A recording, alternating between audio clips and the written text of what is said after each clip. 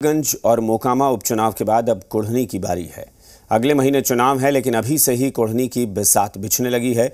महागठबंधन से इस सीट पर कौन लड़ेगा, इसे लेकर भी खुलासा नहीं हुआ है। लेकिन बोचहां में मिली हार से बीजेपी कुढ़नी में संभल कर तैयारी कर रही है। लेकिन लड़ाई को दिलचस्प बना दिया है ओवैसी और मुकेश सहनी ने। दोनों ने यहां से चुनाव लड़ने का ऐलान किया है। बिछने लगी है कुढ़नी की बिसात। कैंडिडेट पर महागठबंधन में मंथन।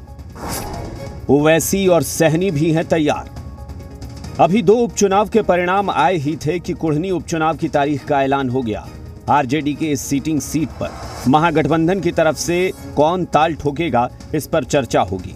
संभव है जातीय समीकरण का ख्याल रखकर फैसला किया जाएगा।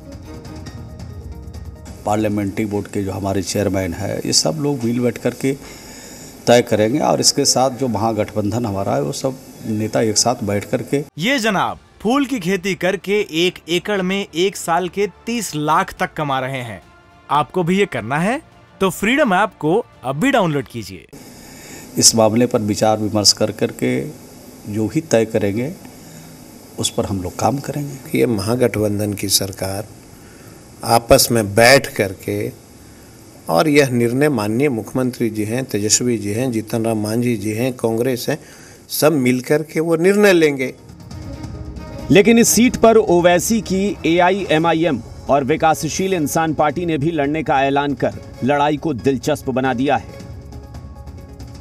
और यहाँ पे 16 तारीख को वीआईपी पार्टी की तरफ से पदाधिकारी का सबका इच्छा है कि 16 तारीख को नॉमिनेशन किया जाए।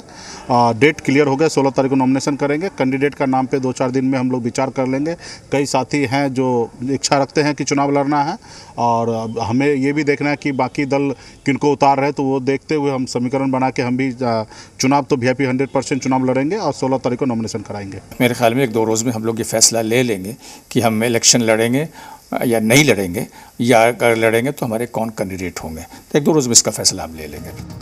लेकिन मुकाबला तो बीजेपी और महागठबंधन में ही होगा, यही माना जा रहा है। तो बीजेपी की कैसी तैयारी है? सवाल इसलिए क्योंकि इसी के बगल वाली सीट बोचहां से जो हार बीजेपी को मिली है, उससे वो परेशान है।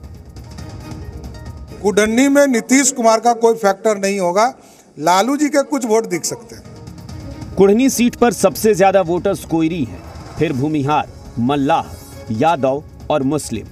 ऐसे में समीकरण को साधना हर कोई चाह रहा है, लेकिन साधने की कोशिश में किसकी हार होगी और किसे जीत मिलेगी, ये बड़ा सवाल है।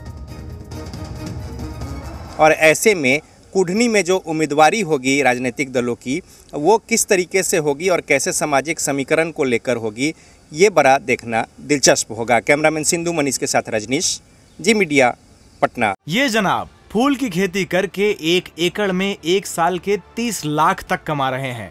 आपको भी ये करना है तो फ्रीडम ऐप को अब भी डाउनलोड कीजिए।